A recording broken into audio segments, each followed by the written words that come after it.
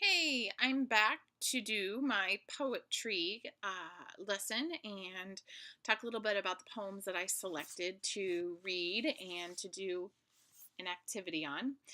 Um, I am getting ready to teach a class next year that is called Resiliency, and it's through the White Try program. If you haven't heard of it, it specifically targets resiliency in kids and why do they do what they need to do versus what roadblocks do they have in getting there.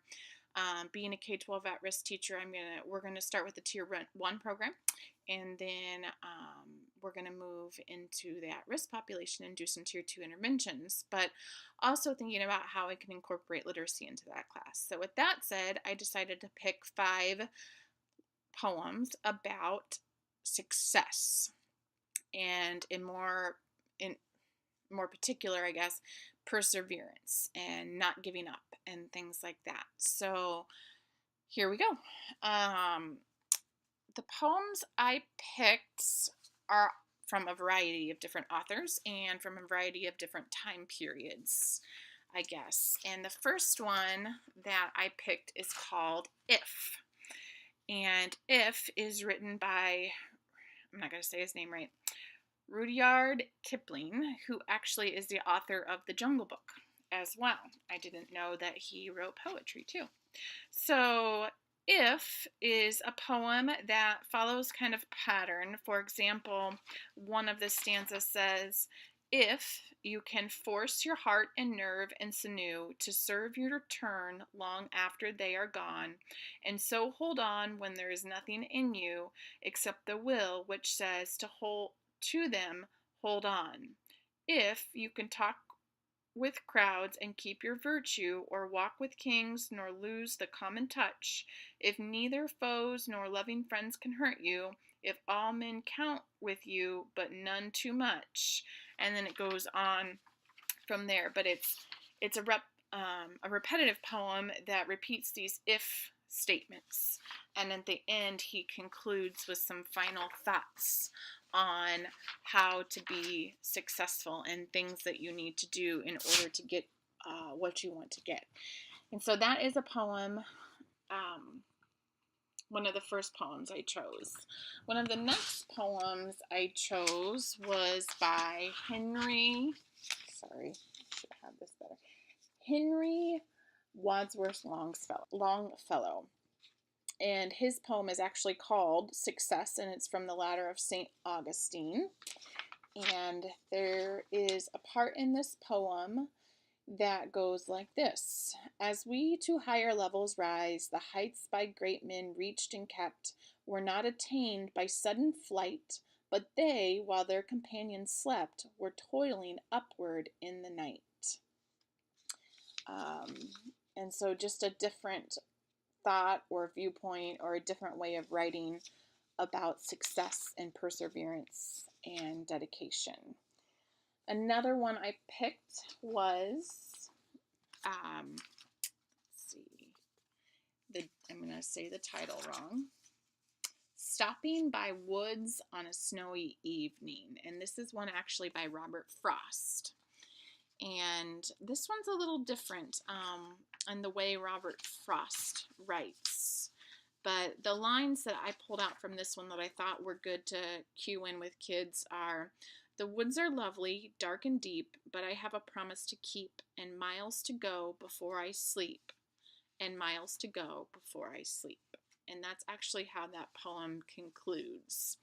And so I thought that would be interesting to talk about that, the last part of that poem, and how that is relevant to success. The last 2 poems I picked are actually from the same author, and he writes a lot about success and perseverance. And his name is not Edgar Allan, Edgar Albert Guest.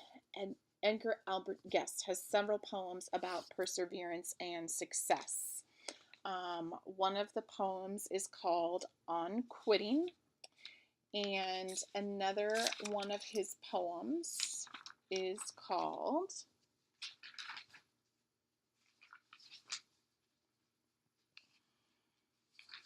See It Through.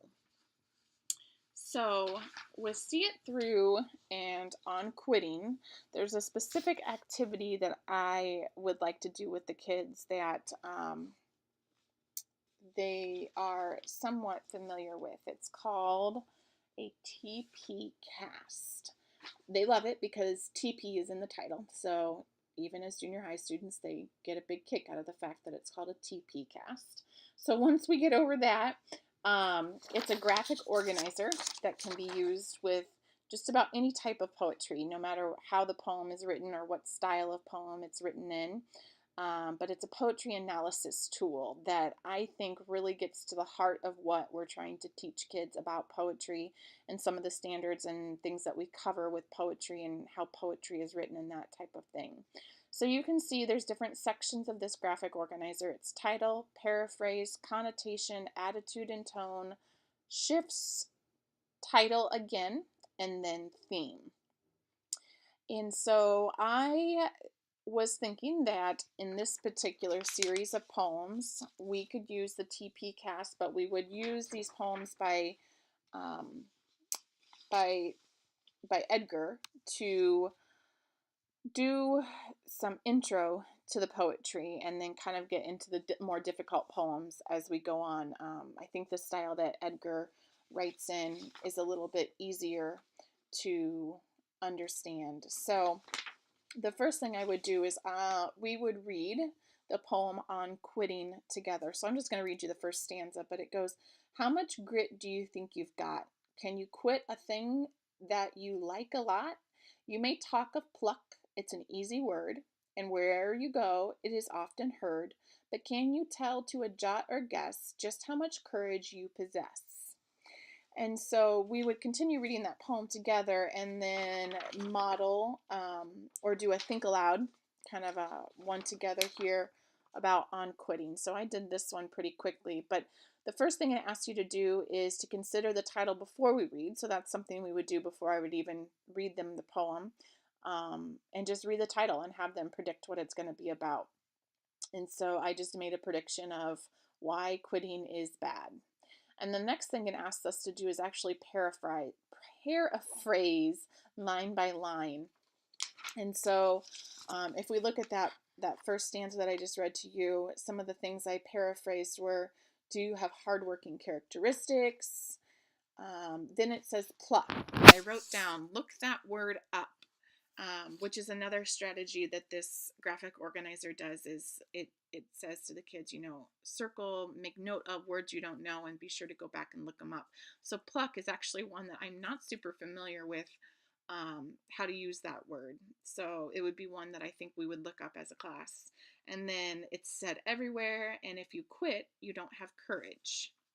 And then we go on. I won't go through this whole thing and what I wrote down. But then we talk about connotation, and connotation dealing with the figurative language and the imagery found in the poems, and then attitude and tone. How did the author sound, or what tone did they have, or did you hear coming through in his words? Shifts. Were there any shifts from the beginning of the poem to the end? And just made a note of how he was asking questions, a lot of questions in the beginning of the poem, and then he shifts to answering the questions, and then he shifts back to asking questions, and that's some shifts that happen in this particular poem. Then we go back to the title, and the kids have to think more interpretively about the title and why the author chose the title for that poem, and finally wrapping it up, of course, with theme. And what was the theme of this poem, or what was the message that the author was trying to get across? So that's something that I would do in front of the class, or that we would do kind of together as a team. And then I have another poem, See It Through, by Edgar Albert Guest, that I would have them take a look at and see if they can work either in partners or solo, whatever they want to do, to work through this another poem about success.